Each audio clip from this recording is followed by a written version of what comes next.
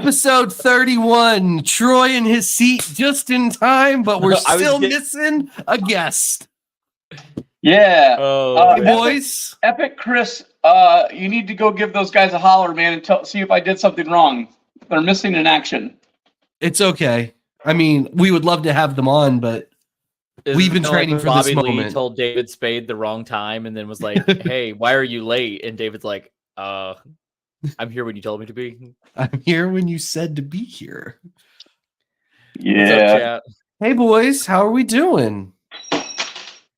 Okay. Things are falling apart. Yeah, literally, Troy is falling apart in more ways than one tonight.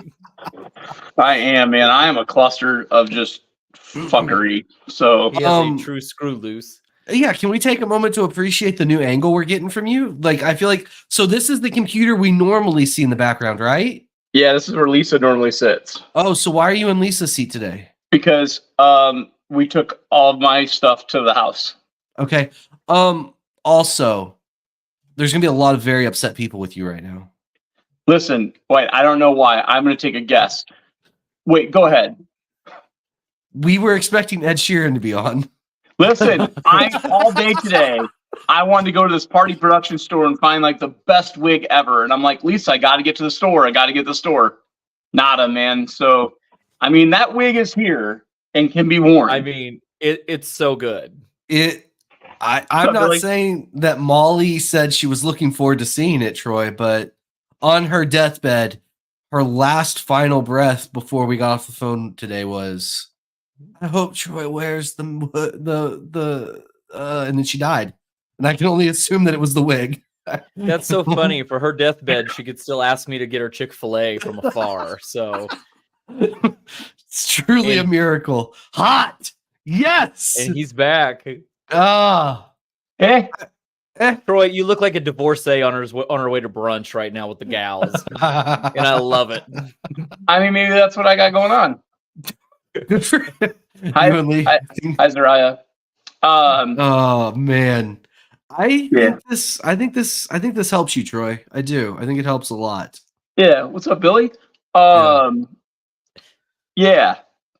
I just want to start a Tinder profile with pics of Troy that look like that with the wig. What if I wear it? What if I start wearing it to all the whatever the shows? Yeah, I mean, it should also be on your LinkedIn as well. Yeah, absolutely. You need your LinkedIn for sure. Oh, sure. Chase, I'm about tired of all these people complimenting how you look and your smile and everything else. Like, just go away. You know what? Yeah. Well, thank you. No, we're done. Okay. Whoa. Oh, you got. Oh, I was about to kicked him out. I was like, yes. We're done. I'm over this. People are so nice to Chase. I'm just kidding. Chase, you are beautiful. It's okay. Well, thank you. I'm also in a broken chair, and there's a really good chance it's going to fall apart. Oh, God. Please. I will. Please. Yeah, just let it happen naturally, Troy. Do we pay extra for that? Super chats. Let's go. We're not even monetized. Let's do it. Oh, my God. I'm having a rough night. Dude, you know what? This has all just been a rough week in general it feels like everybody that went to Tinley. I feel like everybody's dying from some form of sickness or sinus pressure or just bad luck. Or I think this market was so great at Tinley that our regular lives are now fucked. I think that's what happened. We need to find out from Epic Chris here if he's got a hold of our guest yet for me and is helping them make their way onto the show. I hope so. Chris, I didn't wear maroon today because I was being bullied by my employee and by you about the fact that I only own maroon. So here we are. Oh, I kind of wonder if the people across the street at the brewery who have seen me up here can really see me now and probably are wondering what the F do I have on my head? Oh, for sure. Yeah. Hey? They're just assuming you and Lisa are doing some role play. It's fine. Oh, absolutely. Yeah. Get some weird Hey, Charlie. I sent Charlie a bunch of sheds today. Super excited. Yep. Good fun times. It's good. It's good. I like it. It's good to finally try and get some of that value out of those animals, you know? Yeah. You gotta do what you All can. the pastels. Yeah, I mean, milk them for every dollar. Those pastel posset clowns and posset albinos, it's just #powerhouse. Billy, I'm sending you this wig. I mean, it's going to take a while to clear customs, but when it does, that wig is expect you to wear not it. getting through customs. Mhm. 100%. Hey! There we go. I can't hear him. Can you? Oh, Man, I can't hear you. Oh, But we can hear you. I was gonna say. This is good. They need I'm to gonna- set their. I'm going to write to them. Oh, Like, this one? What do I do? hello. I got this. Oh, gosh. All right, hang on. Is it in your head? Nope, it's not in his earbuds. Guys, this is why we normally show up 10 minutes early. So we can work through this. Mason, you took all the pins. Okay. Oh, Patrick, how was Uh-oh. your week? my week was great. I'm gonna. Coming This is good. Zach is beefy though. Yeah, Dude, he is beefy, dude. Thank you. Oh, there we go. He can hear us now. All right. I Good. can hear you. Can you hear me? Yes. Oh, we can Yeah. hear you. Yeah. Is it echoing really bad? No. Is it echoing on your end? No, it sounds really great, actually. Okay. I like your Perfect. hair, Troy. I didn't know you went to Turkey recently. Yeah, this is Implants? I'm looking at trying some new things. See, Yeah. I heard you had curly hair though. I did at one point. I did have curly hair. Luscious and curly, and it looked like you had a perm all the time.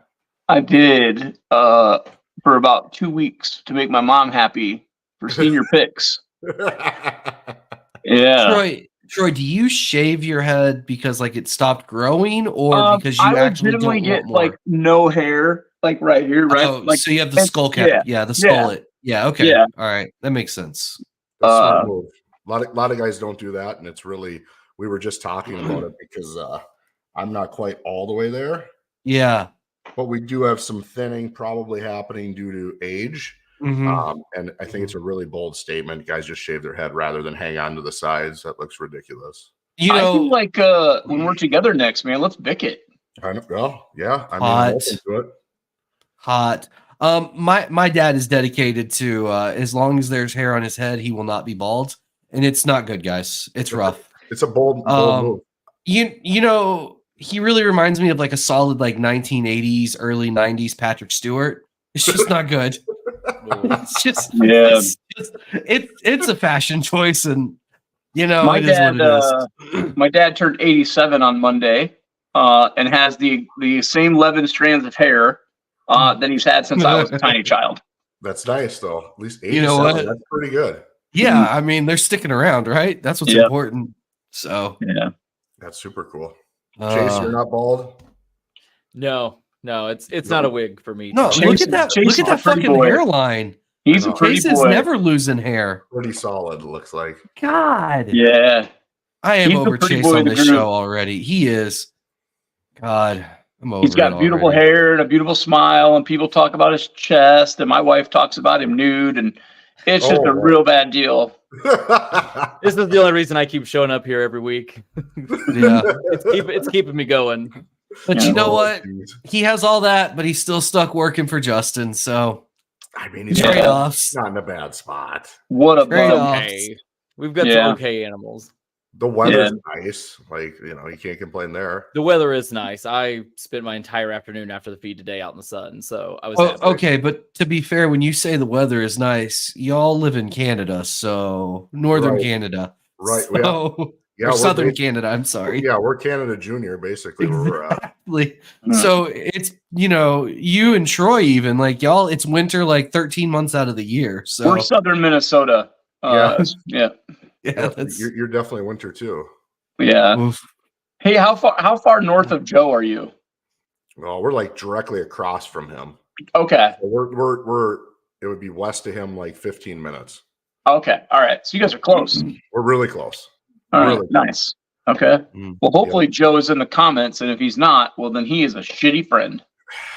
I think he'd You know what? This is the first time I've seen Joe share a link to an episode since his own episode. So I have Yeah. feelings he'll be here. I have faith. He's awesome. Yeah, like he's definitely somebody that we're really lucky to call a friend. He's helped us out a ton, especially like kind of getting into this ball python community is definitely different than the other side of the reptile industry.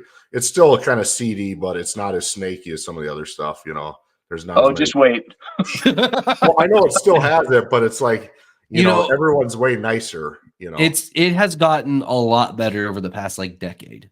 So like awesome. the early like 2010s and even like just the early knots, like it was people would fuck you over and not think twice. Yeah, and I was at Joe's and I was talking to Kyle Huffman and he was talking about the crazy Kyle, the story of the red whatever the fuck it was. It was a Kool-Aided snake.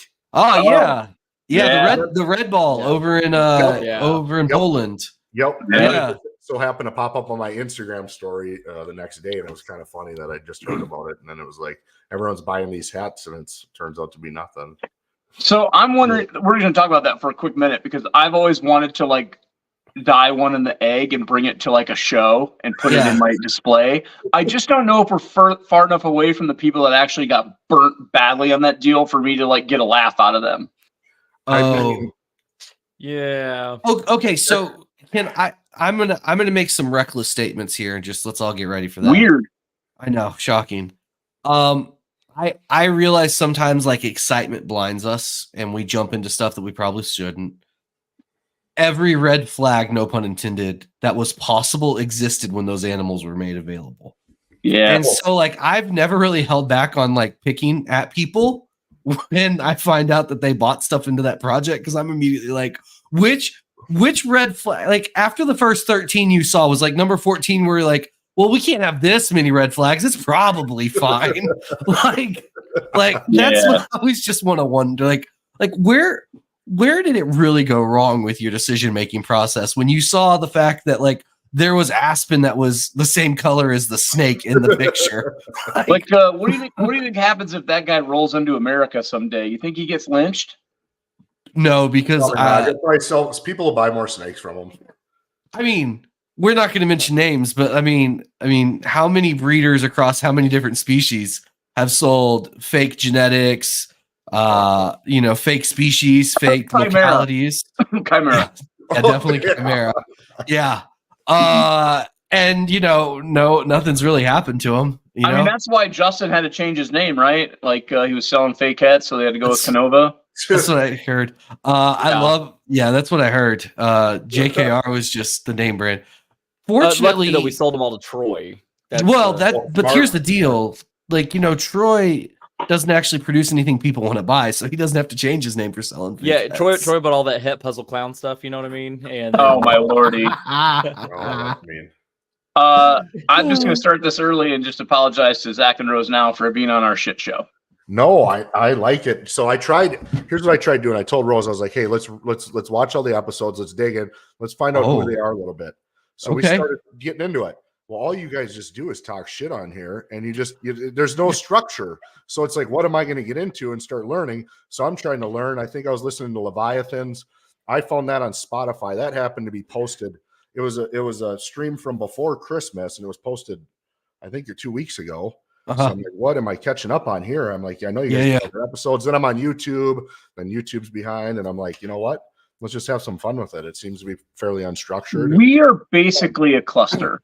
Yeah. So okay, I'm going to take a tiny moment. First off, yes, we are completely unstructured, which is, I would argue, part of the deal here. I like it. It's what makes us. As far as the content. Yeah, so I thought for the longest time the service I was paying to upload stuff was uploading stuff. It turns out it wasn't. Oh. Yeah, so that was fun. So I found that out and I started uploading things, which is why things are kind of sporadic. Were they in this country or did you outsource it to India? No, they were in this country. It was the way that I did stuff.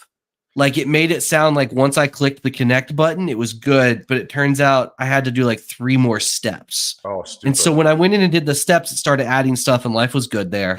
But we're also limited to how much we can upload each month. So like right now, I think on the podcast, we're only at like episode like 13 or 14.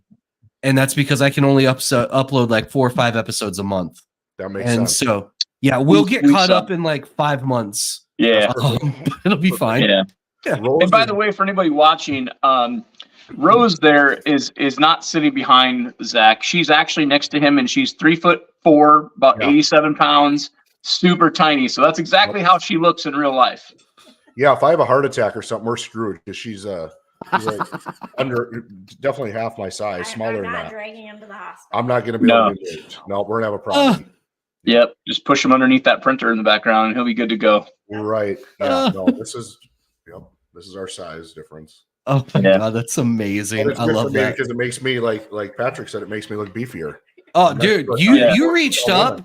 You reached up, and I was like, "That man's biceps. They eat their own meals at dinner. Like that's what's going on there." So Rose has to feed me. It's not very fun. We definitely have an unstructured lifestyle. I power lift too. Like that's okay. My second biggest passion is powerlifting. So that's kind of what I do in my free time is lift weights. I power lift 2 Twinkies at a time, maybe a couple ho-hos. I wish I had. Yeah, those are really good. Yep. Yeah. Like snack foods. I always feel like power lifters are the guys that are like, I love lifting weights, but I love food too. That's 100%. That's 100% what it is. I like lifting weights, but I like food more. Yeah, right. That's the problem. You're like I still like pizza and stuff. Yeah, you're like, if I cut back my caloric intake by 20%, I'd be fucking shredded. But that would mean like 3 less tacos per day, and that ain't fucking happening. At least. Yeah, I think I eat probably around 5,000 or 6,000 calories a day. Oh, wow. That's just my sugar intake. Yeah. Oh, yeah. We went off sugar. We got COVID, I don't know when, a few years ago. And we used this opportunity to get off of processed sugars and stuff. Yeah. The old diet. So this week was the first week I had like cane sugar in a cookie that our daughter Marina made was this week. So okay. I made it 3 years. Nice. My business partner went off of refined sugars for he made it like 2.5 weeks. He was getting real hangry and real cranky. It was tough. And then like some shit happened and he called me. He's like, I had French toast for dinner. I was relapsed. Like, ate a whole loaf of French toast. I was like, good for you. Man. Yeah, you needed this. You needed it. I could tell. So yeah, man. Troy, how long's it been for you, Troy? For what? Like since you've been off sugar. I ate a king size Twix bar on the way here. Yeah, of course you did. That's perfect. Yeah. That's good. I feel like we're gonna have plenty of time for our absolute stupidity tonight, but before we really dive into our stupidness, I feel like people need to get to know these two. Oh, okay. How's that sound? Yeah. All right. Yeah. You guys came from the reptile world. You're not necessarily new. No. You made amazing cages. Yep. Right, and you did leeches for a while too, right? Yep. Correct. Yep. Yeah. Walk us through like cages, leeches, and into ball pythons. Give us the rundown. Yeah. So it basically goes back to the early 90s. I obviously had ball python and it died because I sucked at taking care of it because the information wasn't out. So it had respiratory infection. And then I got an iguana. I think I was 12 or something. Had a couple other geckos and stuff throughout the 90s, 2000s, whatever. Got out of the reptile industry for a little while, probably 6 years. And then we went through like a bunch of, I guess Rose had cancer. So she had like breast cancer and it was a whole thing. And we ended up getting a bearded dragon. And it needed an enclosure. And I looked and there was only one other company that I could find that made them. And they were out a year. So I'm like, well, this is stupid. And I did woodworking. So I'm like, I'll build my own. So we built a cage. And then I was like, well, let's see if they sell them. We threw one on Facebook that was Craigslist back then. And then, they started selling. And we just kept it going and we put up a website. They kept selling. Then we decided, hey, let's scale the company. We kept scaling. Keep in mind, we only ever did it with me and Rose were the only 2 employees we ever did there. We scaled the company. We were doing $1 million in sales a year off our enclosures. We had a Shopify store. It went really well. It was a good industry, but along the way, I got lost personally because it became more about the money and more about production than it ever did about animals. So I got out all of my animals. We had like 12 tegus. We had a bunch of leeches. I don't know how many, whatever Chris has, he got from us when we got out of it. And then we had, we kept our bearded dragon, our skinks and stuff, but it was just like, it became all about work. And Rose can attest to that it was 6 years. I don't think we really took a day off. It's just always been work, which was nice because it afforded us a lot of luxuries in life, moving up, buying a mansion, all that stuff that doesn't even matter at the end of the day because you're too busy working to enjoy any of it. So then the property we bought was from a commercial real estate developer. Nice guy, I thought. We got along really good. He was kind of like a father to me. I looked up to him for sure. He was mentoring me to take over his commercial real estate company. So I got into real estate. He's like, hey, I want you and your wife to step up and take over me and my wife's spot. It's your company. So fast forward a year, hadn't really gotten paid, sold my company because I'm like, I'm going to go all in on this because this guy sees something in me that I don't see in myself, and I'm not going to let him down. So we go all in on it, sell our company. Year goes by, haven't got paid yet. I'm like, whatever, guy's a multimillionaire. Money to him, you float for a couple of years, it's not a big deal. Right. He doesn't need the paycheck coming in every week or every month or every year even. So a year goes by and it's like, well, we didn't get paid. And then it was a Saturday.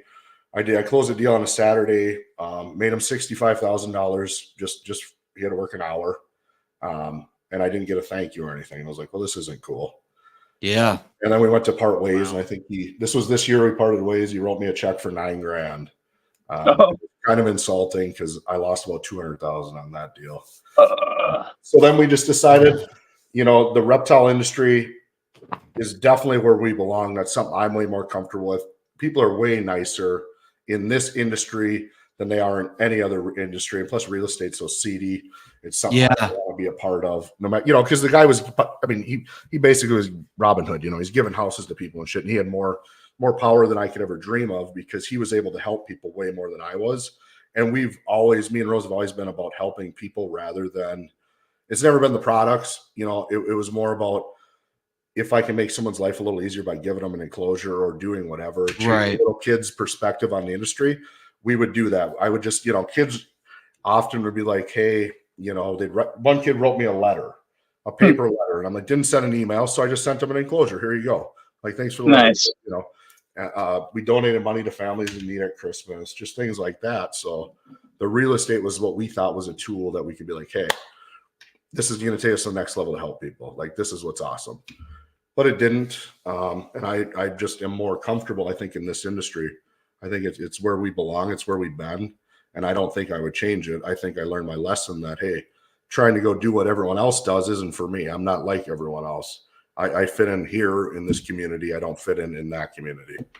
Well, Zach, it's neat that you say, and I'm guessing Patrick and Chaise will agree with me here. Rarely in conversations do you hear a lot of praise about the reptile world, right? There's always a lot of drama or a lot of stones kicked at something one way or another, right? So it's really neat to be able to hear you say, that you think the reptile industry is a kind place and good people. And I wish more people said those things. And I'm guilty. I certainly don't say them as often as well. It's really easy to see like all the negative, but just look at Tinley and look at the auctions and everything that people do. Yeah. It does show the good in people, I think, in this community versus, where I was doing real estate and stuff where people are trying to poach people from you and they're taking money from you. And this is like, you're still going to have the bad apples, right? You're still going to have the negative people, but as a community, we're all together because we have to be, because otherwise we have no rights. We can't keep animals and it takes away everything we want. So at the end of the day, you have to unify. It's not a single person that it benefits. It has to be everyone. And then especially in the ball pythons, because I'm going to need genetics from you, we all have to work together. I can't be over here saying, well, right. Yeah. But I can't be over here saying, well, Troy's bald. I liked him better when he had curly hair. And then Troy's like, hey, I'm not going to sell you anything because you don't like my bald head.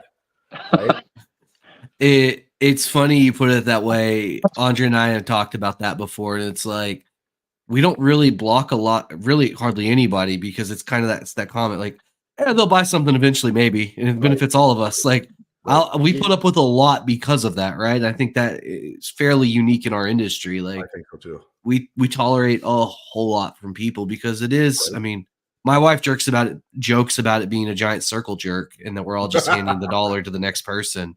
There's some truth to that too. Yeah, I mean, she's not entirely wrong. Right. But yeah, I do think humans in general focus on the negative over the positive, just in general, right? So like when we talk about the snake industry, you're right. Look, we can look at, before Brian passed away, Brian for a long time had a very positive and a negative reputation at the same time. But the 100%. Moment people found out he had cancer, it was like everything was forgotten.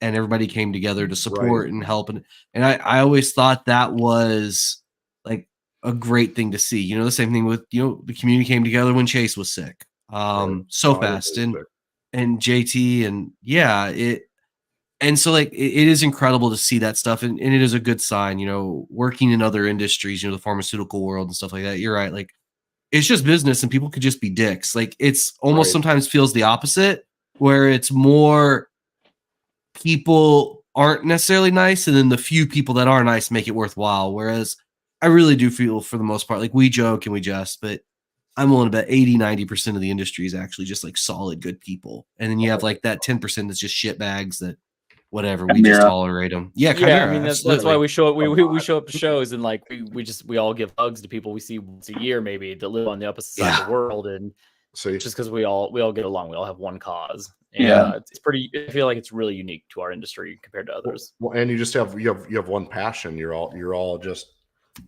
everyone likes ball pythons or reptiles in general. You know, where a lot of the world, I could be doing real estate with somebody, and that guy just wants to talk about his kids playing soccer. Well, like, not to be a dick, but I have no interest in your fucking 10-year-old playing soccer. I'm gonna be real with you.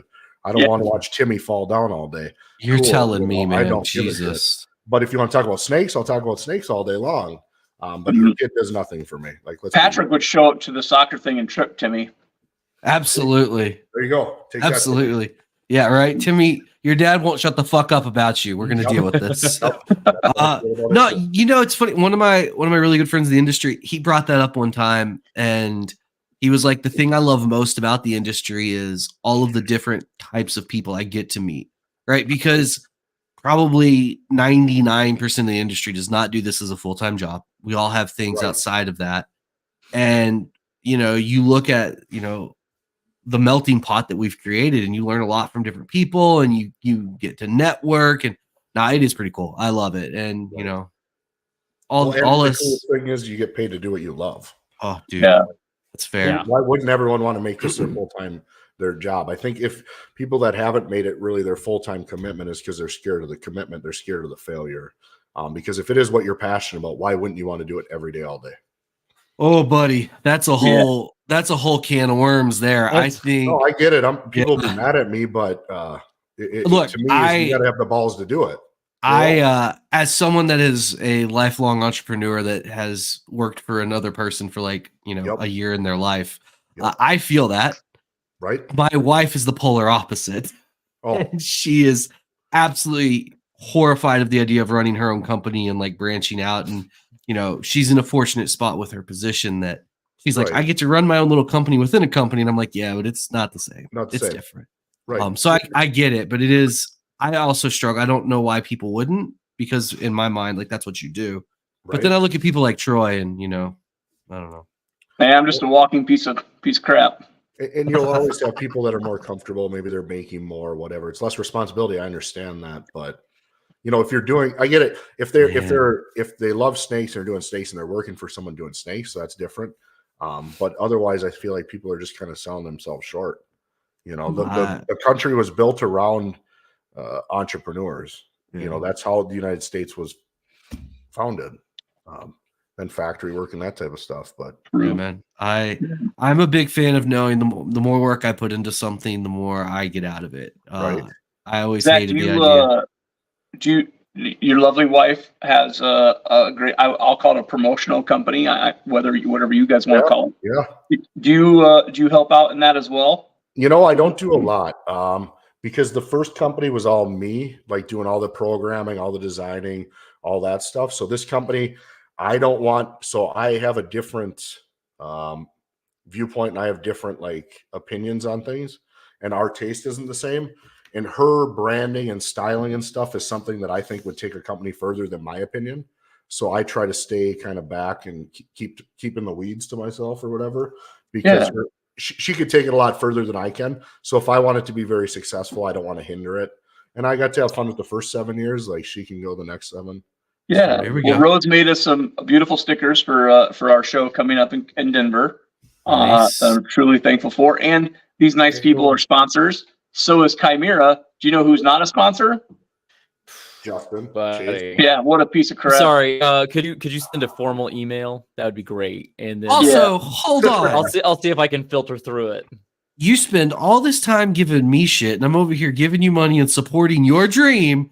Just Kinova, Chaise, they're not, and you haven't bullied him once this episode. Fuck you, Troy. I want a refund. I think I just did. Anyways, it back took to you 30 minutes. I hate you. He's Rose. just salty over a white lace clown. It's fine. Yes, I was so mad. Like, I don't know why I didn't text him like on the way home from Tinley. That was the dumbest thing I did at Tinley. I wish you had By the way, I bought an incubator that doesn't fit in my house. So if Jeff shows up in the comments tonight, me and Jeff need to talk. Does it fit your house? Hold on. Guys, I promise we'll get back to you in half a second. Does it fit through a window? Troy, did you not measure shit before buying that? Yes. Yes, you measured shit? Like, it's more so the fact that I'm trying to get it in my basement and it's heavy. And me and Lisa are old and dying. Yeah. And I need somebody to help me lift it into the basement. No. But like, when you bought the 25-foot tall incubator, did you say to yourself, no, this will be light. Lisa can carry it because she looks like Zach. She already cleans rats for me. She can carry incubators too. Hey, there's Joe. Yeah, so my incubator may become Joe's incubator if I decide not to wrestle it down the steps. Yeah. Oh, nice. Can't you like rent like a furniture dolly from like Home Depot or something? It's a bit of a tight squeeze. Like, he's gonna need to rent like a full crane setup. Oh, it's not like it's like an industrial size walk-in almost. We can start like Chaise or Troy could fit inside of it without a problem. It's solid. okay. Like we're gonna figure it out. Have you thought about making your house bigger? That's yeah, sort of. Yeah, it turns out if you just make reptile cages, you can buy a mansion. You're gonna have to get rid of your animals, but honestly, they're pretty garbage anyway, so you'll be okay. Right. I love Put it. it in the studio. Yeah. We're selling our just put it in the studio. Yeah, I thought. Did you guys not sell your home? No, it's sold. We're waiting to close. We should be closing the next 2 weeks. Nice. Okay. Yep. And then you're moving to Joe's told me a pretty nice little area as well, right? Yeah, we're moving north more. It's like a more of a farm area, and we're just downsizing because I realized after speaking with Joe actually in Sheena, we were talking about houses. We went to dinner, and I came home and I started noticing where I was moving in the house. So our house is like 5,500 square feet, something like that. And I only use two areas, the kitchen and the bedroom. There you go. I didn't go downstairs for like over a month. And I'm like, why do I have a whole nother level? I only go to two places in this whole house and I'm paying to heat the stupid thing. Like, what am I doing with my life? And I'm like, this is not the way you're supposed to live, is have a bunch of debt, big house for nobody to care about. Let's downsize, live how we're supposed to, be happier, because then I don't have as much bills and everything's better. Yeah. What about the kids? We got a couple kids that you need rooms for. That was part of the problem is our daughter, bless her soul, she's never been told no in her life, right? She's had a very easy life. Parents, they're the worst, right? She gets driven to school. So the biggest problem, and I don't know whether it's a joke or not, is she asked the school bus driver if there was heated seats. Yes. So that was like a red flag as a parent. Like, what the fuck are you doing? You're raising a monster. Like, let's go get a farm. The kid can shovel some shit. Yeah. Outside. I know what that's like, Zach. I've got a 22, almost 23-year-old kid that is just he's very entitled. Love him dearly. But it's rough at the Schroeder house from time to time. So Zach said, I'm going to sell the mansion and move further to the Canadian border. Time out. Joe says you have otters? Oh, yeah. In our pond, yeah. Oh, I love otters. Oh, yeah. Troy's going to come kidnap an otter. Oh, my God. They're my favorite animal on the entire planet. Oh, feel free. They're vicious. They just rip off all our fish heads. Yeah, I want a pet otter. Yeah. Patrick was supposed to buy me one, and he didn't. Well, I think I would buy him one just to see what happened. Okay, first off, you never bought it, and I told you I would reimburse you for it. And I doubled down and really committed to that when I found out it probably would maul you. And I was like, so you do not absolutely. I want an otter. Troy, You said they're like $500. It was like $400. Yeah, you buy the otter, and the money will be in your bank account the next day for me. Who's Not your joking. Don't do it. That's a pretty good Don't deal. do it, Troy. I'm not joking. I have bought dumber things for way more money. I'm half tempted to sign That's out of this right now just to go buy the otter. Way more money on dumber things, and they're in my house. I owned a zebra. I was curious about that at my farm. If we get a farm going, You should get a zebra. Yeah, absolutely. That's just reasonable. A zebra would. I've always wanted a giraffe too, but be tall, tough to get through the doorways. Yeah. But think how fun it would be to like take it places and tell people it's like your emotional support animal. Or if Delta let you fly with it. Yeah, like gotta take it on the plane. Like I got a doctor's note. Yeah. Rose, what do you all make in this wonderful promotional company other than stickers? Give us a rundown. So I do, I don't know, stickers, banners, tumblers, keychains, signs. I make like Joe and Sheena, and then Chris with Epic Style. They have like QR code signs for at shows and stuff. And bigger. And like I can make like big like little, like acrylic signs or like wood signs of your logos. You're the people that Chris told me to reach out to that I never reached out to. Okay. Yes. Awesome. We see how it is. That's all right. Yeah, Joe just put their business name in the comments. If anybody's wondering, you can check them out at that. They have an Instagram and all that fun stuff, so you can find these nice people. Yep. See, Joe's the best. Well, Sheena's the best. Yeah, I was gonna say. Yeah, and then it's like Joe's mom. I met his mom actually Friday. It was awesome. She's my other mother. I love that lady. I thought, boy, oh boy, he's got his mom in here. She's just working away. I'm like, that's awesome. My mom lives by the pool in Florida. Yeah, so just so everybody understands what kind of person Joe is, he puts his elderly mother to in the rat room scraping shit off the bottom of tubs. Did he pay her at least? Probably not. Yeah, that makes Absolutely sense. not. No, you know what? I'm not going to shit on Joe because he willingly put temporary tattoos of Chimera on him at Tinley. So Joe is a superhero to me. I got that stupid tattoo off of my arm, my hand on the way home. Okay, so first off, we tried to put it on Troy's lower back. He refused. Was it too sweaty? It's hairy. It's hairy. I was gonna say it wouldn't have gotten through it. It's disappointingly hairy. So then Molly and I distracted him and sneakily applied one to him. Yeah, it was good. It was good. You know, one spot that he's not really hairy though. We were going to right on the top of the head. Yeah. Man. Oh, I thought you were talking about something else Molly saw that wasn't very hairy. Wow. Wow. Molly, what you do in your free time is your choice, but you can do better. You can do better. Troy was adamant that we don't put a tattoo on his head. And I mean, you know, it could be a tattoo of anything else. I just don't want people to think that I have any love or support for that shit company. Wow. That was aggressive. It's okay. It's okay. You know what? It's not the first time, so I'll get over it. It gets worse in person. I only pick on people I love. You'll find that out. That's good. Which turns out that Troy literally loves no other human more than me. Turns out. I mean, or Lisa. or Lisa. Patrick and Lisa are tied right there for how much love they get from Troy. Yeah. It's uncomfortable for all of us. Yeah. Good fun times. Your lovely daughter participates in the snakes and stuff. She's done some fun reels and whatnot. Where's she at tonight? Hopefully in bed, I suppose. It's All tough right. to say with her. She's more of a free spirit. She really took, so I'm very unstructured. And so I used to just like, hey, I got a business meeting, but I don't want to go alone. Let's pull the kid out of school. Let's go. You know, I'm bored. You want to go get breakfast instead of go to school? Cool. Like, let's do that. So we did a lot of that stuff growing up. You know, she's super freaking smart, so it doesn't really matter. I can tell mom really loved all of that. I can tell. Her teacher just told her that she could go to any. She's probably a very good candidate for Harvard. We at conferences last week, and it's like, all right, well, she's 12, so lock it up. That's great. But it doesn't like setting you up for disappointment when she doesn't make it. Well, I know. Yeah. Or she decides like her brother, like I want to do YouTube, and I'm like, okay, cool. Yeah, there we go. But no, so she's probably upstairs or in bed or having a snack or doing whatever she decides to do, clean her room. I don't know. Yeah. Your kids are how old? 12 and 15. All right. Yep. Mm-hmm.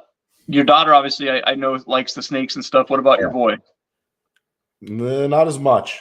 He likes card games, so like Pokemon, Yu-Gi-Oh. Yeah, Magic. Good stuff. Him and Patrick can be buddies. That's it. Oh, I ran a business buying and selling Pokemon cards. So yeah. Oh wow. It was a whole thing that paid for my undergrad education and was actually the seed money for the snakes. So really, yeah. Dang. It was a good time. That's super cool. Yeah, it was a good time. Currently he's really into Yu-Gi-Oh cards. Okay. So, I don't even know what that is. It's another card game. Yeah. Yeah. It's like Magic, Yu-Gi-Oh, Dragon Ball Z, Pokemon. Yep. There's a whole bunch of them. I have the original Dungeons Dragons set. That's that's as close as I get. He does have Dungeons and Dragons. He plays Wednesday mornings before class in school with a couple friends. Love it. Yeah. Nice. Yep. Nice. I love watching stuff from like the 80s when D&D first came out and they're like, it's a gateway to Satan. Oh. And I'm like, yes. You're going to Satan. That's what they all said. Oh yeah, that's the devil's game. Don't be doing that. Rock and roll is gonna make you the devil. It's true. It's true. Yeah. A lot of these people are growing up and some of them are CEOs of companies. It doesn't look like they're Satan. They're doing all right. Things worked out.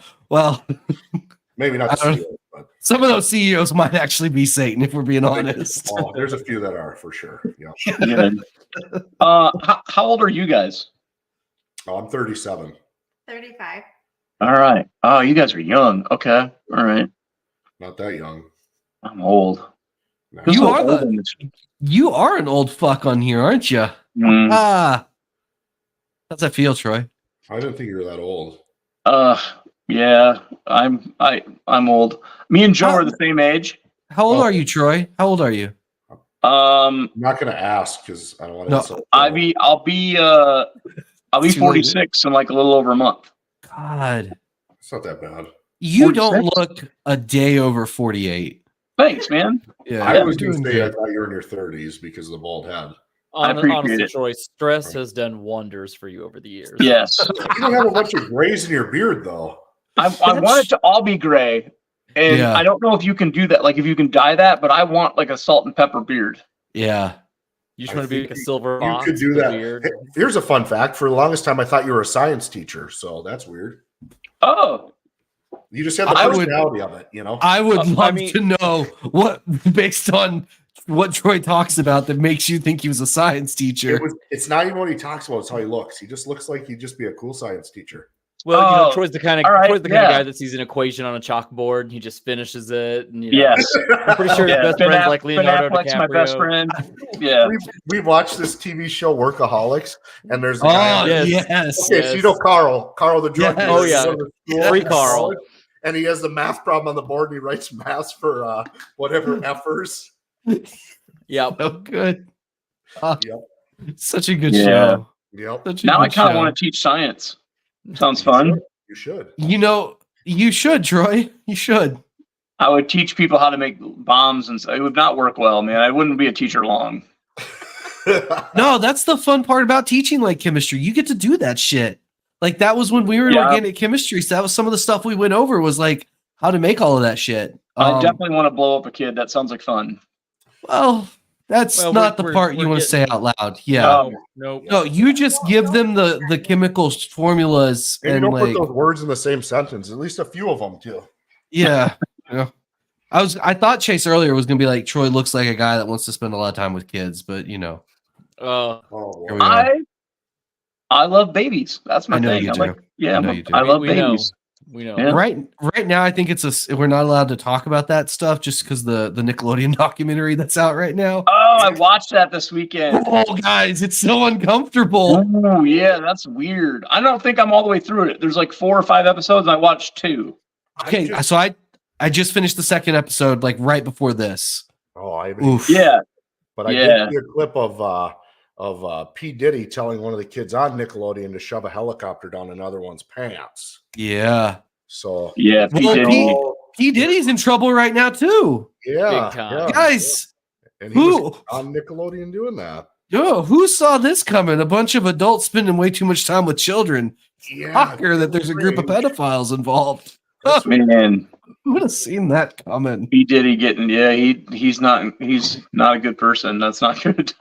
Turns out. No, and it looks like it's like stuff going back even to like the 90s with Tupac era. Oh, He was getting in Hey, trouble don't for be bringing things. Tupac into this, dude. sounds Tupac's like No, Maybe it had actually something has to to do do with with like Tupac getting killed for real. Well, that's probably true. Yep. Yeah. Yeah. Oh man. Crazy side note for a show about snakes. Yeah, look, I like where we went with this. This is good. Troy, Chase, you say a show about snakes as if the normal conversation ever sticks with snakes. Full 5 minutes in. That's not true. Chase We is had like, I'm only here for 7. the snakes. What is going on? Yeah, right. We all know that's not true. Chase will definitely ask you all the snake questions. Like, he'll probably ask you something stupid, like, "What's your favorite pairing?" That's actually kind of a fun question. I don't know. So my favorite pairing hasn't happened yet. So we got two monsoons, special monsoons that we're acquiring, or they're hets, special het monsoons that we're acquiring. So a male and female, and they're both breeding size. So that will be the pairing I'm most looking forward to. Rose likes colorful snakes that aren't worth any money. So yeah, that's what she big looks fan of albinos. No, just banana, you name it. Okay. Just equally as worthless. Black and white. Like I like VPI too. Yeah. Yeah, that's fair. Gotcha. All right. Yeah. Yeah. What's like your all-time favorite in the collection at the moment? You got like a favorite snake? Yeah, we do actually. It's from Kinova. We bought it from someone else. His name's Teak. He's I hinged so much of our plans on this male this year. He's about 1,000 grams. He's a desert ghost clown, spot nose, super enchy. He's got like 2 or 3 more things. I don't know. I'd have to look. Okay. Yeah, Husbandry Pro. Anyway, shit in the bed. He's not doing nothing this year, so we had to get a backup male. But I think it's just his year. He's just not there yet. Give him another year, and he'll be hitting them out of the park. Hopefully, it's what happens with those Kinova snakes. I hope I don't know about that. That's bold coming from the guy that I had a DG pied that wouldn't breed anything for years. Hey, I'm not convinced that it was a male, and I told you and Boss Man that when I sent it to y'all. I can only pop it so many times and see hemipenes, and it's still not going to do anything with them. So, I hear if you lick one of them, Chase, it'll help out. Yeah, you should try. So Justin's like, yeah, I'll take that male. Like, we'll work something out. And I was like, Justin, it's tiny. I'm not convinced it's a male, and it's a shitty eater. And he's like, it's fine. Chase will deal with it. And I loved it for 3 years. Chase has dealt with that fucking snake, and I am truly sorry you've had to deal with it. But that snake came with all of the red flags possible. So, it's okay. I don't have him anymore. Shocking. I'm not dealing with that snake. You punted that off to someone else? 100% as a pet. Because I full on like he's not going to do anything. So you might as well just take it as a nice pet. It's probably like the best breeder ever that guy got now too. Probably. He's getting 12 or 14 pairings out of it a year. Right. Different girls. How many females or something you guys have, Zach? Give me a collection size. I think we're up to 100 and something animals. Nice. Our females are probably, I think breeding size we have 40 right now. I want to say. Some of our males are small. That it's kind of like we put a 700 gram male with a 35 or 4,500 gram female, and it just it's not. He didn't get it done. That's a big girl for him. No, they could totally get it done. I promise. Don't worry. That's right. If they're willing, they'll do it. Young. He just didn't get it done. We'll try again, in a couple weeks or months. Yeah. And just keep sometimes they just need to, figure things out. But I mean, we have quite a few, I think. We bought an ultrasound, so that's been helpful because I'm not as smart as the guys that have been around a long time. They're experienced. I can just kind of feel the follicles. The only person you're ever going to actually see do that is Joe. The rest of us use an ultrasound. He did do that and showed me, and it was pretty impressive. Yeah, he's pretty good at it. I brought my ultrasound, and he squished his poor snakes to death, and then said, "I think it's a blah blah blah." And then I ultrasounded it, and he was like dead on. So yeah, it's pretty impressive. It's impressive. That's awesome. But no, we have a lot of stuff I think next year that I'm really excited for. This year's good, but next year we have some some triple stuff that we'll be able to hit. Nice. Some better pairings that we're really looking forward to. Because we're kind of still new in it, so we're just trying to figure it all out. Especially coming up with a schedule, which I'm not really good at. Rose is good at that, so she's kind of running the brains part more, and then the scheduling pairings and stuff. It's just like every Monday we ultrasound and see if the girls we had slotted for that week are ready to go. If they're not, then we swap out, and kind of just structure from there. How long have the two of you been together? You'd have to ask Rose. I think 9 years. All right. Did he romance you somewhere? Like you got a fun story? Met on the internet. Yeah. You guys met on Craigslist? Yep. Yeah, Craigslist casual encounters. It was one of those deals, Pretty woman situation. Not much you can do. You scooped her out of the streets? I do cruise them, but it's just for recreation now. I don't tangle with lot lizards anymore. Yeah.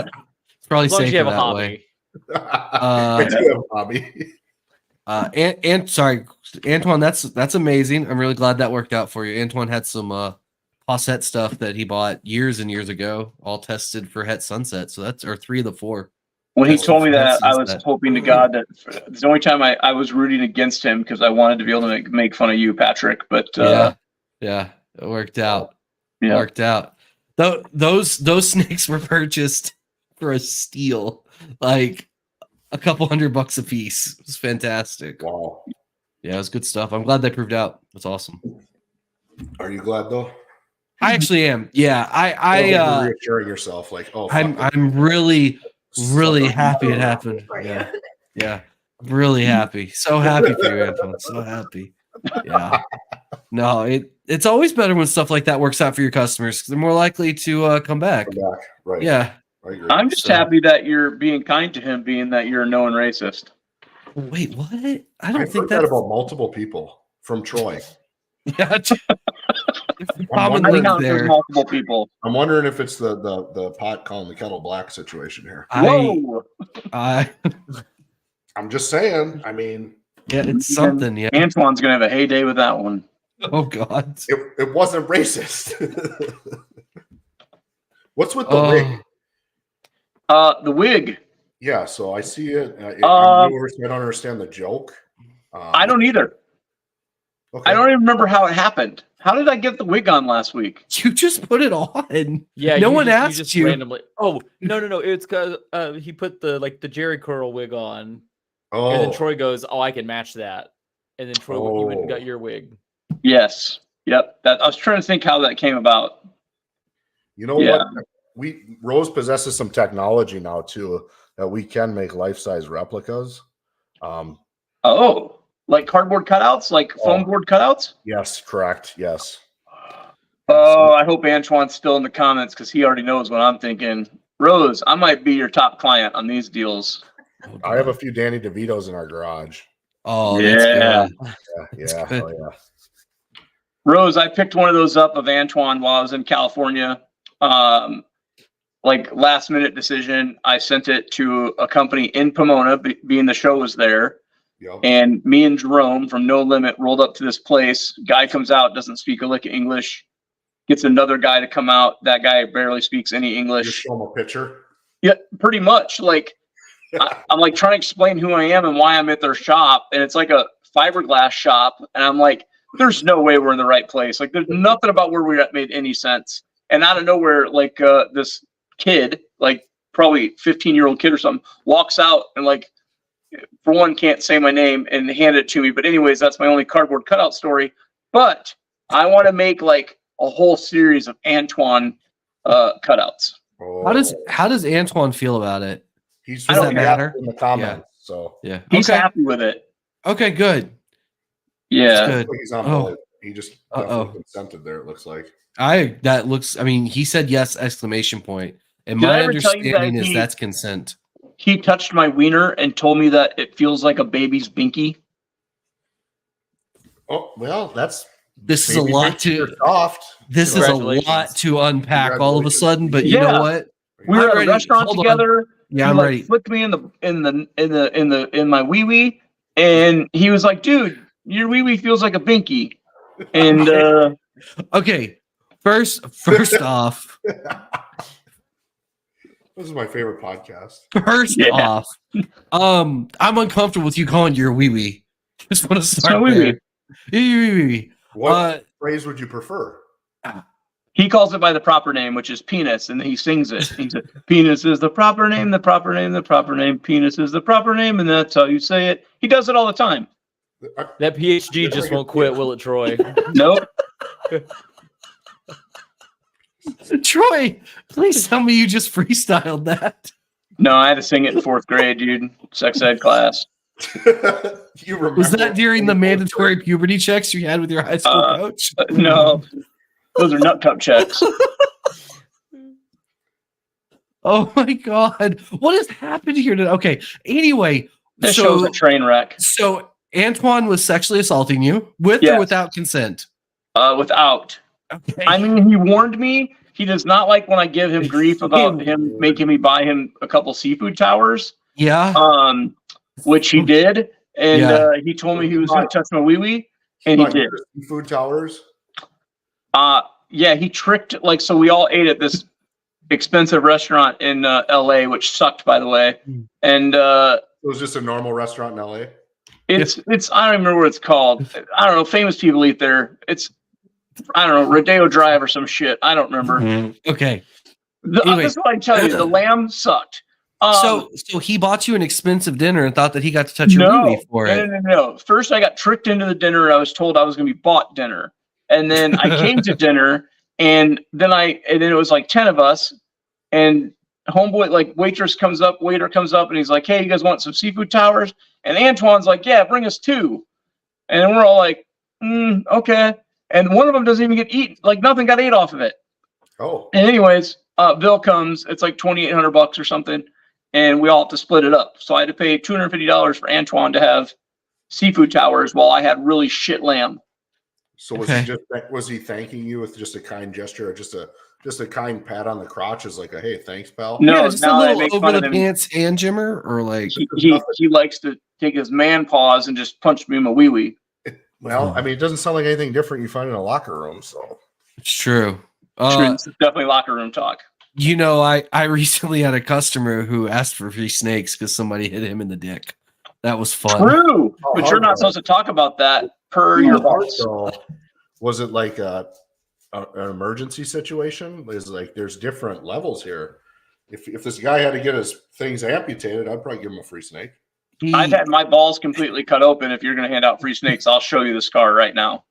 He definitely said that he lost a testicle in the ordeal. Was it related to your snakes? No. Tied into this? I was just sent a message asking that because he went through this trauma, if he could have free snakes. Maybe the guy saw you on this show and thought, Patrick seems like such a nice guy that in my time of need, maybe he would bring me some cheer, right? And instead, you just kicked him in the nuts the second time. Look, first off, I wasn't allowed to get kicked in. He had some kahunas clearly to ask. I don't know. I didn't know how to respond to it. I was a little I appreciated the confidence to make the request, right? That you miss 100% of the shots you don't take. Oh. But also like I have that sign up on my driveway when I leave here. Yeah, but also I just wouldn't take that shot just out of, self-respect. I get it. But it is what it is, and we responded nicely, and I get it, and it's I'm not upset with him for asking. Let's put it that way. I was just very taken aback by it at first, and I was like, okay, all right, so that's where we're at. Maybe it works. Maybe it's a lot of free shit that way. Maybe once again, if you don't ask, the answer's always no, right? I mean, I guess that's how it works. I tell Patrick no weekly. Chaise, can I sleep with your sister? There's always a new excuse. What, Chaise, has Patrick ever told you he's had a traumatic dick injury?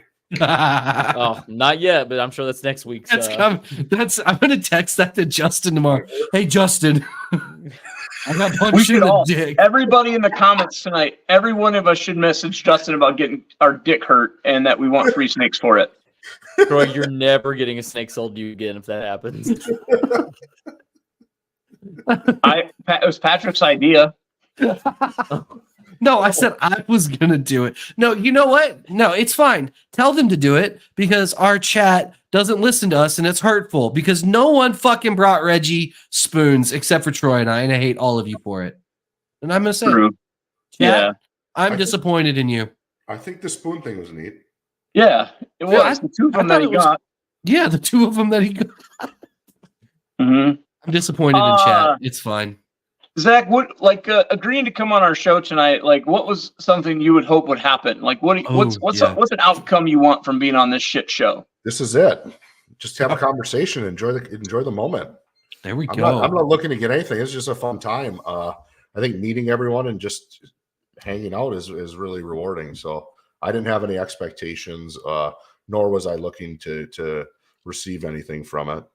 I just like the experience. It's all right. But feel free to reach out to Chimera for a free snake for your time tomorrow morning. That's I probably should.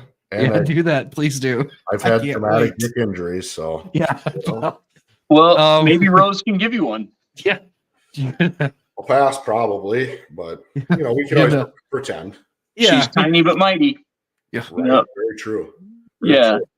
Yeah, I like that. Listen, you know Joe and Sheena quite well. If God came down and said he was going to set one of your children on fire and you had to push one of them off a cliff to save your child, which would you push off, Joe or Sheena? So I've heard this question before. Am I near the cliff? Like, what's the proximity here? You can't get to the cliff. You can only point at Joe or Sheena, and then Jesus pushes one of them off. That's a tough one. Jesus does it. Jeez. I don't know how to answer that. Jesus even does it like 300 movie style. Like, I like Joe. I like Sheena, but I feel like Sheena would hunt me down. Or haunt me, possibly. Oh, so you're gonna off Sheena. Joe. Oh, yeah. Because I'm not gonna get haunted the rest of my life. Are you nuts? Well, no, but here's the deal. If you push Joe, unless Sheena's just like ready to marry Aaron Rodgers or something, like she's gonna be upset that Joe's gone. She's gonna hunt you down. Is that off the table? It sounds like it's in play. It's Aaron. Anything's in play with that man. Mm-hmm. Literally anything. There you go. Okay, so there's hope. All right. Look, I agree. I think Joe's the one that has to go. Sheena's just better in every way. Do you guys, speaking of that, do you guys have like a list of like people you can cheat on each other with, like a famous person? Nope. Rose, who's your guy? Like, who's the guy like you just step right over Zach to get to? Like, hold on. Based on how Zach looks, I'm gonna say Dave Bautista. I just feel like that's fair. I would step over her to go to Dave Bautista. He could turn me. Absolutely, right? Yeah, he could turn me for sure. Ryan Reynolds was always mine. Watch a movie, hit some weights together. Oh yeah. But you know what? I'm willing to bet you like food more than him. He just, I don't know. He looks like he works out a little bit more for the look of the physique than like the lift. He just has a lot more access to steroids, I would say, probably. Probably that too. That's fair. Steroids sound great. Nope.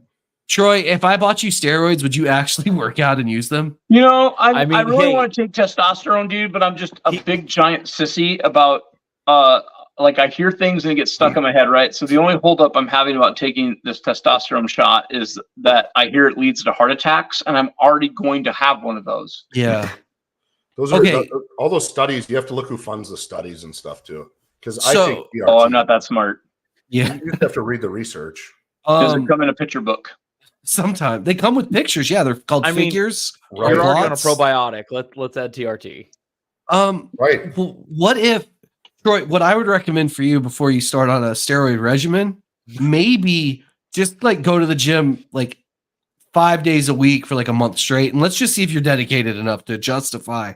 What do I have to do during the 5 days a week at the gym? 30 minutes of workout. 30 minutes of working out. What is 30 minutes of workout? Like me sitting on a bench looking at like girls in yoga pants, or like I have to do something physical? No, the girls in yoga pants are the motivation for the reason you're there. Texting, that's a mental workout. Yeah. I just want to know that you'll commit to going to the gym every day for a month. That's the For start. a month. There it is. See, you shouldn't do steroids. Yeah.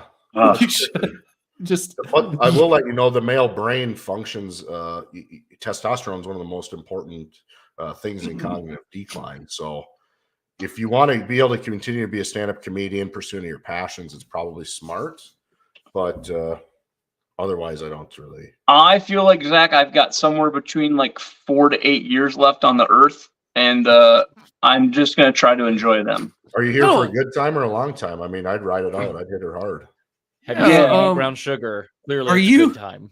Are you putting is this an official retirement announcement for the podcast? 4 to 8 years? You've got me 4 to 8 years. Is that it? Permanent retirement. Yeah, it feels very permanent. Yeah. Now, why do you think that, Troy? Let's start there. Let's unpack some stuff. Isn't this episode about Zach and Rose and not about Troy's death wishes? I don't have a history of heart attacks. Why do you think you're going to have one? Well, mine's brain aneurysm. So my grandma, my uncle, and my dad all died at 54 from brain aneurysm. So I'm 8 years away. Okay, so you're doing. Or your dad die? All right, so Lisa's single in 4 to 8 years, Patrick. Got it. Shoot my shot. You're good to go. Yeah, you're good to go, man.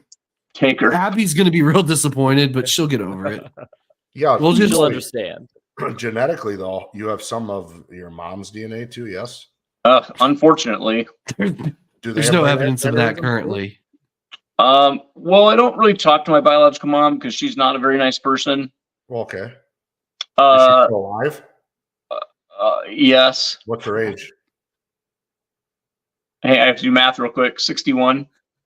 So maybe you might make it to 57. True. Or what do you? I say right now, everybody picks an over/under on you. Yep. Oh my gosh, I think that crossed the moral line for me. No. Oh, not for me. I can assure you that. Okay, so Dad was at what age? 54. Mom is at 61 in like good health or poor health? 63 and a half. That's the over/under. What are we taking, boys? Scrappy? What's that? Is your mom scrappy? No. Okay. I'm going to take the under, and I'm putting it at 63 and a half. Okay. Yeah. Taking the under. All right. Yeah. Chase, you want to get in on this action? Oh, you know what? Just from my experience working in the hospital, the people that just typically do the most damage live the longest somehow. It's weird. I'm going to give you like 75, man. Right. Whoa, he's taking the over. All okay. Right. Hard. Yeah. All right. Zach, Rose, what do you think? I would say with modern technology and stuff, there's no reason we can't see you live to be 107, 108. Oh, don't wish that on the world, Zach. Come on, man. You got a lot to rain down still. Like Joy in a home with a wig on. Oh yeah. So people are sad. So I'm adopted. So just so the people in the comments understand here, my biological dad died at 54, and my biological mom is 61. Okay. Yeah. Yeah, I would say you could live a very long and healthy life. Yeah, but I'm married to Lisa, and I don't have very good friends. And try and like beat the odds. If you don't know Troy that well, clearly, Troy doesn't seem like a guy that beats the odds on many things. Well, look at it this way, though.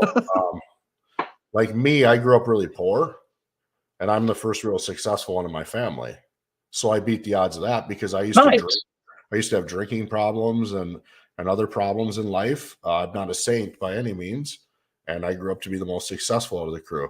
So I think that's wonderful. Why can't you do the same with your health? I think you seemed determined to want to do that, and I seem determined to not want to live long. Zach, you should see some of our conversations with Troy. That's really sad, Troy. Oh. We've had a lot of interventions. We just with got Troy. him on a probiotic for like the last 6 months. We're starting to get wins. It's still on it, and I like it. It's a step. I did spill it in my hotel room this weekend, though, and for like the whole day, it smelled like vinegar. Yeah, that happens. You want to hear the silliest thing? So we have this dog who's been prancing around. He's a 110-pound German Shepherd. We got him. He came over from Denmark. He's a very special boy. He came to us. The dog, we got him from a trainer in Las Vegas who we lived over there for a year, and then he came to live with us. The dog did, not the trainer.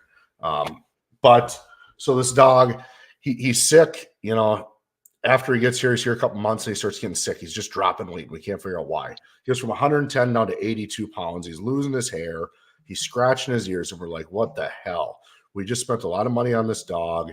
We want him to be healthy. It's not the trainer's fault. And I don't want to argue with the trainer because he's like somebody I would call a friend. He also happened to be a UFC fighter. And he's trained like Chuck Liddell's dogs, like Randy Couture. Like he's an early UFC guy. So I don't want to fuck with him, right? I don't want to because he would just kill me. So we're wondering what's wrong with this dog? What's wrong with this dog? We can't figure it out. So Rose is like, we take him to the normal vet. They got him on all these antibiotics. He's all sick. The final straw was he shit in his kennel. And then you have a dog that had diarrhea with a German Shepherd's tail run out of the house. Yeah, and that's it's a rough. working dog. So his tail's just working. Of course, yeah. So then he just sprays the walls and He's it's painting, for 3 hours of cleaning. So then Rose is like, take him to the holistic vet. So I go there. And this gal has me sit on the floor with the dog and we're doing all this stuff. It's like a 2-hour meeting.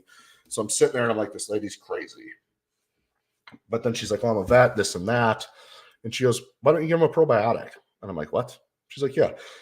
Put him back on raw food, give him a probiotic. So then I was like, well, what kind of probiotic? Well, you could use this 4-leaf Rover brand is what we use, or you could use yogurt. So we go, we already have 4-leaf Rover for the Frenchies. We'll use it. So we put them on the food and put them on the probiotic. Wouldn't you know it, this dog went from taking all this medicine, being sick, to boom, started putting his weight back on, as healthy as ever. Nice. I forget that you guys have Frenchies too. We do, 2 of them. We have 3 little bastards. Oh, lucky you. Yeah, they're pretty good fun times. Do they sleep in your bed with you? Oh yeah. Yep. Okay, so do ours. Yep. Do they sleep with one of you or both of you? Oh, they sleep on Rose. So, yep. Yeah, they sleep on Lisa too. Yep. They don't want to get crushed. I'd probably roll over on them or something. Yeah, they know that I'm fat. Yep, me too. Oh my God. But yeah, so nice. Probiotics, like that's my spiel about those. It definitely it can, yeah. Yeah, hopefully it's going to help improve me, and then Chaise and them will give me another intervention and make me do step number 2, which I'm not sure what that's going to be yet, but I'm not really looking forward to it. Maybe about cold water. I'm not getting a cold bath. That's just dumb. We did that for all last summer. It's so good. Cold bath, cold plunges are the best, man. It was cold. It is. Yeah. I take super hot showers. You should also do some cold pod. Yeah, try it out. I mean, Lisa does cold pod, right? If we buy it and send it to you, will you use it? Yeah, we have one. Lisa does. Yeah, Lisa has one. She does it. Why don't you do it? Are you just a pussy? I tell Lisa that I won't do it because I don't want to get in her dirty ass water after she's been in it. You can just replace the water. It's pretty easy. Does Lisa work out and stuff? I don't know much about your wife. Yeah, so Lisa does a treadmill every day, and she does a cold plunge, and she tries to eat healthy, and but that's about it. So the opposite of Troy. Yeah, we are complete opposites, really? Like on everything. Yeah, I mean, Lisa is pleasant. Sure she's kind. She's a wonderful person. She's caring. She's loving. Yeah, fun to be and then around. there's Troy. Yeah, fun he to be sleeps around. With Chaise. I don't. Yeah, lots of opposites. Mm-hmm. It's not like you always had the chance, Troy. You didn't get a shot. Sorry. Yeah, I'm just waiting for Molly, dude. I'm gonna impregnate Molly so quickly. Here's the deal with that though, Troy. It's actually in her employee contract that she can't interact with you in person anymore. Like, so as long as she wants to keep getting a paycheck from us, it's just not going to work out. I'm sorry. I hear she's not paid real well. Well, she's paid better than Justin pays his employees. So, there's that. I've heard otherwise. Man, Chaise, how's that make you feel? I don't know about that. Wow, that was What about you guys? Do you guys want to get employees and shit? You want to grow this ball python thing to like some massive deal like these 2 idiots, or are you gonna keep it small? That's tempting to do, but we tried that with our last company, and all I get with employees is headaches. So for me, I would rather focus on higher end stuff and be smaller. Like, honestly, there's plenty of guys that do a great job. They built great teams that do big things, but I just don't want to deal with the cesspool that is employees. All right. Nice. Like that's what it is, you know. Like Chaise, Justin's lucky he has you. Like, you know, and that's just the way it is. You find a couple people that you meet along life, and for whatever reason, they come into your life at the right point as a business owner, and you form great teams that are really successful. But that's that's the good old days that you're living in that are going to be gone. Is how I look at that stuff. Is like you're living in the good old days when you have that, because all it takes is one employee to get poached or sick or God forbid have something happen, and now you're up shit creek with some 12-year-old that, you know, isn't telling your snakes are all fucking dead. It's even like I originally, like when we first started hiring people, like I went with this mantra of like, well, I'm going to pay them really, really well, and they're going to just always do a great job. And it worked for a little while, right? And then they start getting settled in their ways, and all of a sudden you're like, I'm paying you a shit ton of money right now to do a very medial task because I thought you would do a good job. Yep. Now I got to fire you. Yep. But you're right though. You do stumble across. Like I'm really fortunate in, you know, the 3 employees we have are all fantastic and they've been really great. And so it is worrisome though, like knowing we're going to have to be hiring some new people in the next 6 to 8 months. And I'm like, oh man, I'm going to be unhappy again. And this isn't going to be fun. Right. But then if it works out though, then you're happy again. Sure. Look, as soon as Chaise is willing to just come work for Chimera, things are going to be great. Oh boy. Then I'll have both patents. Chaise, why won't you go work for them? Yeah.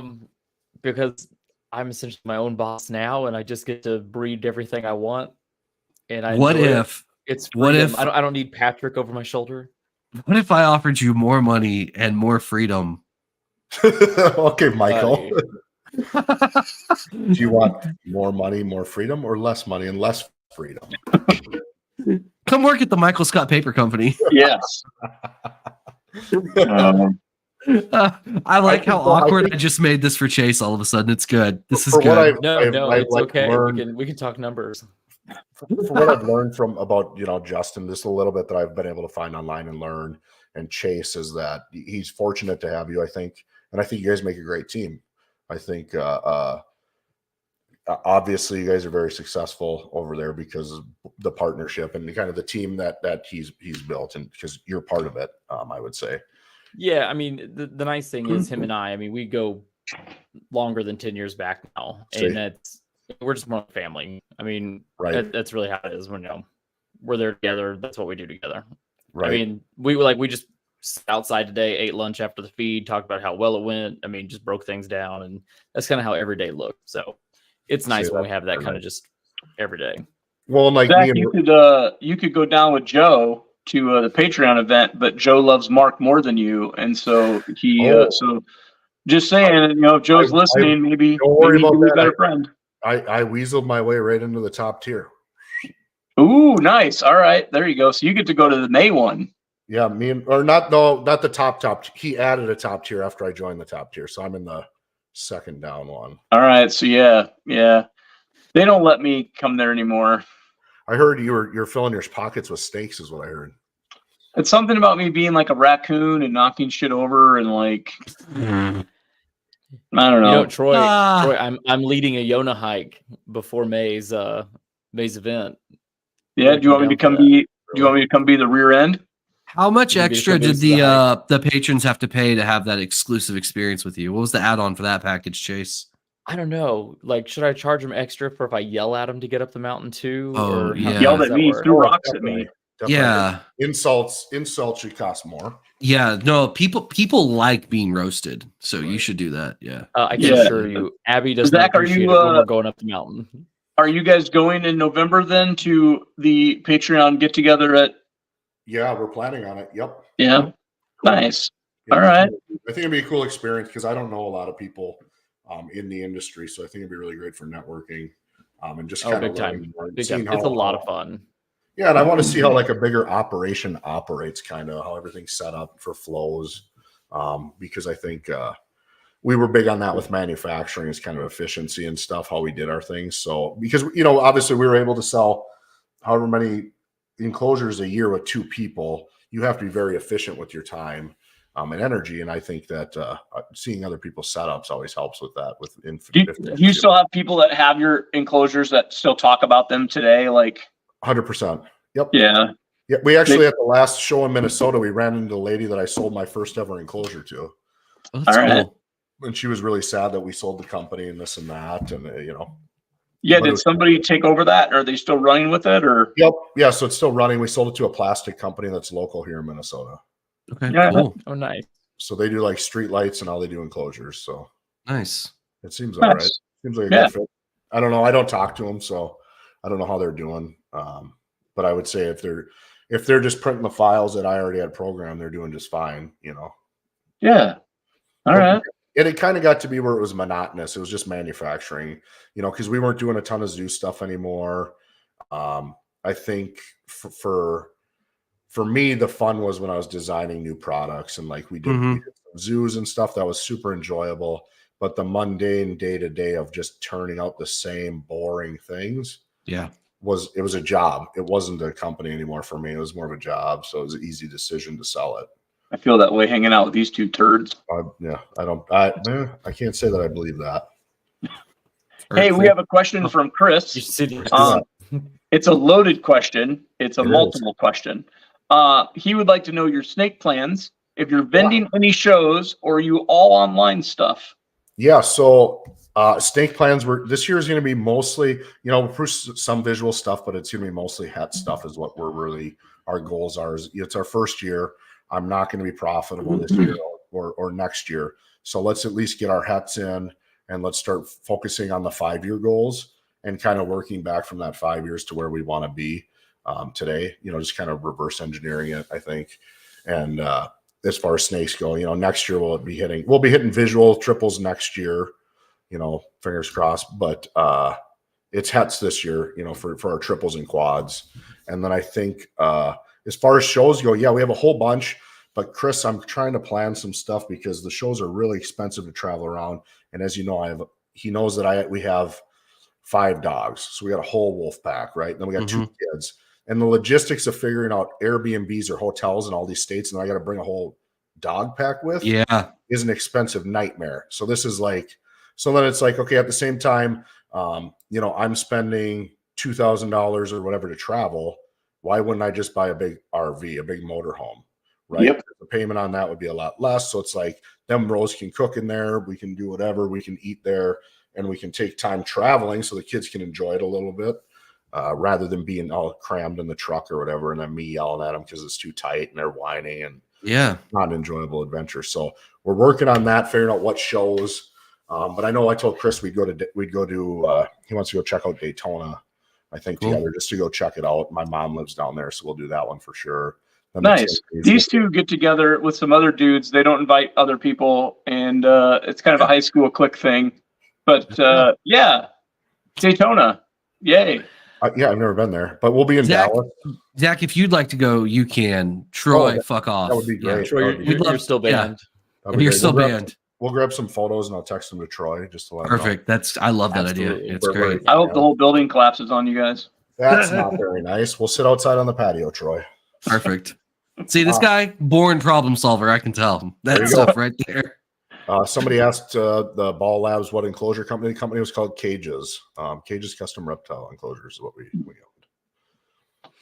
Yes. Daytona.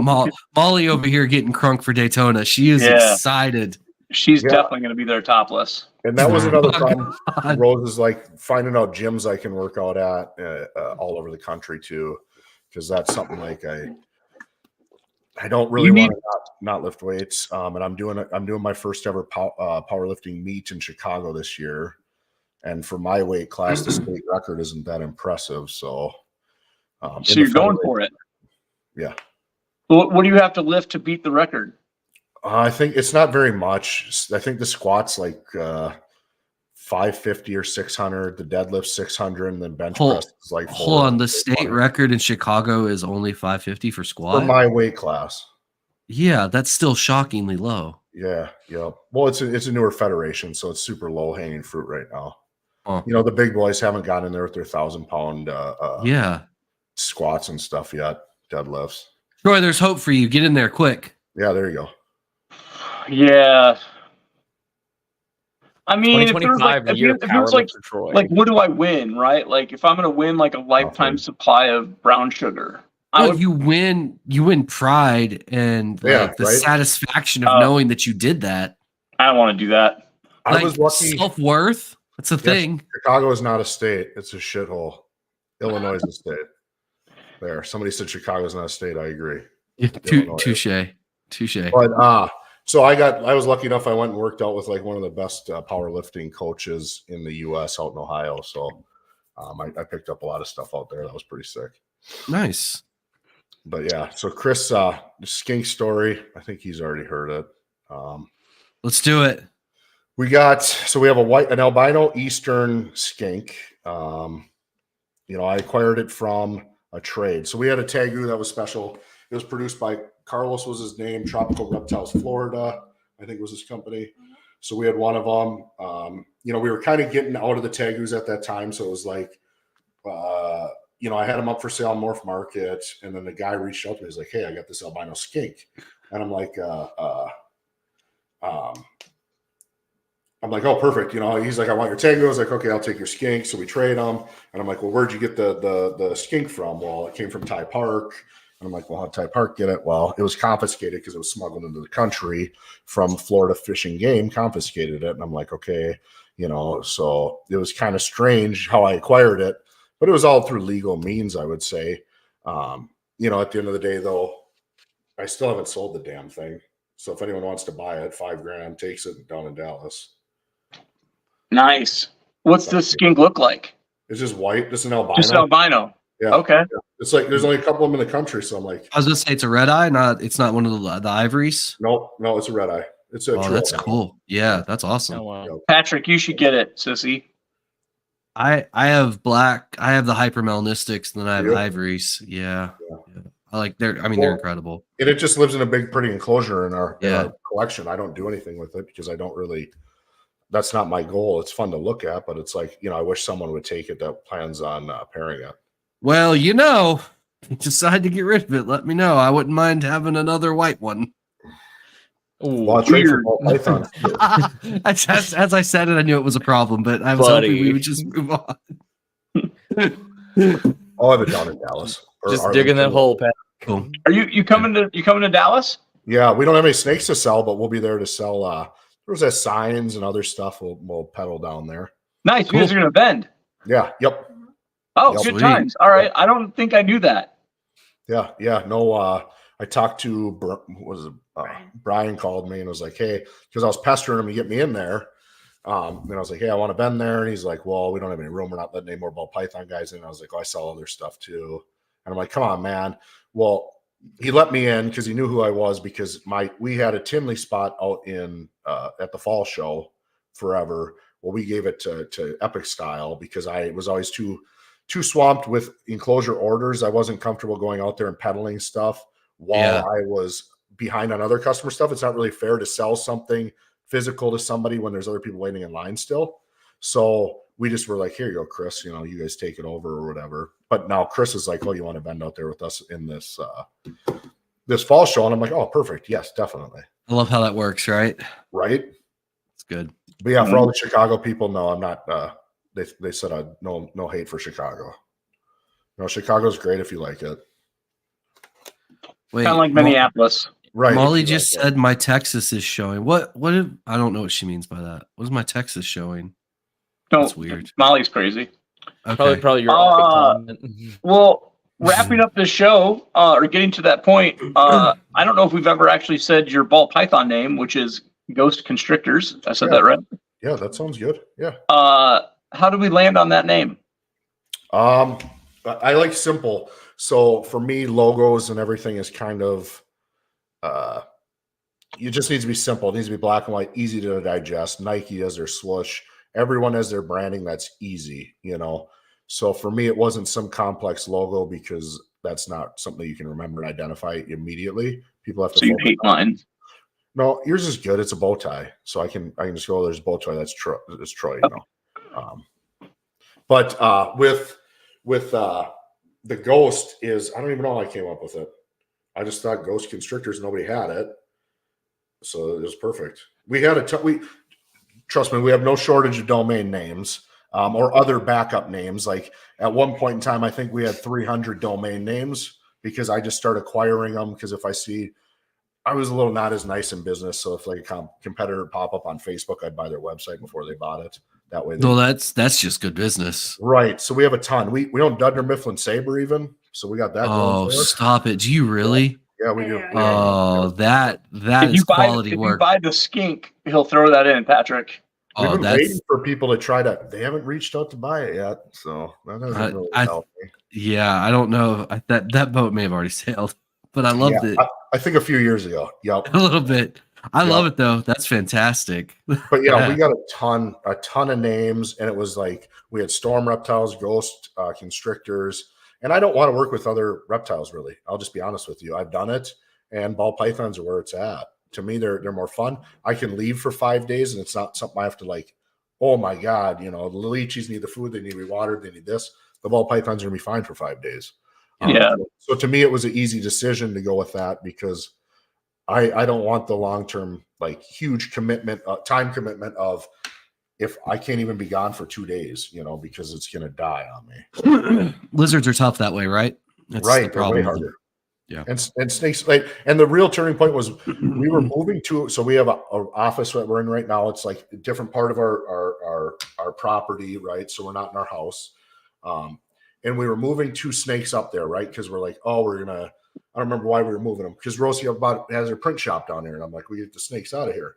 So we're moving them up to the house, and these are 2 snakes that have never been handled before, and I go in and just grab them out of their cages, and they're just like super nice, really not aggressive in the slightest. We're like our leeches. If you were to reach in there and bite your freaking hand off, if you don't hold them for a year, right? So it was like, wow, these are really easy to work with. They're awesome. I've always liked them since I was a kid. So it was an easy decision for me, seeing how far the ball python industry even has came in the past 5 years. I was like, holy shit, let's get into this. So I spent too much money and did what everyone does. We bought a ton of animals. And I spent, obviously Rose is like, oh, you spend way too much money all the time on everything. So, but it was worth it. Yeah.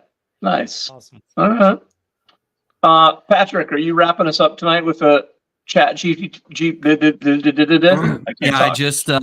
just typed in the prompt. We're gonna see. Oh, it's making an image. This is new. We're gonna see how this goes. One moment. I don't know. Show us the image. That's enough. I don't know what the image is yet. It says it's generating. I asked it for a funny story, but it's now giving me an image. So we're gonna see where this goes. Maybe we're gonna find out. This is fun. Novel. That would be pretty awesome. It'd be unfortunate because AI letters are pretty rough at this point, but that's okay. Definitely. Yep. Okay. Let's see here. It said it struggled making an image. I didn't ask for an image. Let's see here. I didn't ask for an image. I want Lordy. Written story. Chaise, where do you hike at down in Georgia? You up a mountain there? Yeah, so we're in the North Georgia area. So this is right in the big Appalachian Trail. So yeah, we've got mountains all around us. That's kind of the nice thing too about our areas. We don't get any like bad weather or anything because we're just shielded by the mountains all around us. Right. So you get seasons too, I suppose. Yeah. We get good seasons, and we're already back in like the mid 70s, and it's just bright and sunny every day. Lucky. So yeah, I'm enjoying it. But it's not really a mountain; it's a hill. Wow, it's a hill that took you a long time to get up. All right, I got a story for us, boys. All right. Sorry. At NARBC Tinley, amidst a forest of terrariums, Zach, a self-proclaimed reptile king, decided to showcase his might, not with snakes, but by powerlifting his friend Troy. Watch this, Zach declared, hoisting Troy, who was decked out in a I Heart Lizards tee, into the air like a human dumbbell. The crowd, a mix of humans and bemused reptiles, watched as Troy flailed comically, pretending to be more scared than a gecko in a cat convention. Amidst laughter, someone shouted, "Put him down, Zach! He's not a boa constrictor." And just like that, Troy became the most unforgettable lizard at the expo. What the fuck? I don't know. Well, now that when I see Zach next time, he better pick me up. Damn it! Yeah, I can. I want. Yeah, I like how confidently Zach was like, "Yeah, I can do that. That's not an issue." You'll fly like the wind. I'll be stiff as a board. I'm ready. Be just like Dirty Dancing. I was going to say, I want the Dirty Dancing lift there. Second favorite movie. All right. Oh, good stuff. I just popped in the old Roadhouse for Rose last night. She'd never seen it before. Wait, getting her Chaise on. What? You've never seen Roadhouse? No. What are you, Russian? God, are you Russian? Funny It's enough, American classic. So Very close. Yeah. Oh my God, right. That's amazing. All right, guys. We need a movie night. It's we're a little over, which is okay. It was a good time. Zach, Rose, thank y'all for hanging out with us. This was a blast. Yeah, thank you guys. Yeah, this was good. Stick around for a second. I'm gonna hit the outro in a hot second, but stick around and we'll talk to you afterwards. What's the best way for people to reach out to you right now? Just Instagram. Okay. Cool. Guys, I have their Instagram in the link, so make sure to go click on it, smash like, all the stuff you're supposed to do. Also for a free snake. Yeah, ask them for a free snake. The more creative the story, the better the snake will probably be. I mean, yeah, right. If you haven't liked or subscribed late to the mic, please, for the love of God, do that. We are inching towards 1,000. That's a very tiny number. They'll have their updated episodes on YouTube soon. Yeah, eventually, guys. It's just a slow process. Judge me. It's fine. I'll take it. Troy, do we have a guest next week? We do. Nick Salone from Salone Reptiles. Perfect. Sweet. All right. All right, guys. Tune in for Nick. Till next week. I love everybody. Thank you all for hanging out with us, and have a good weekend.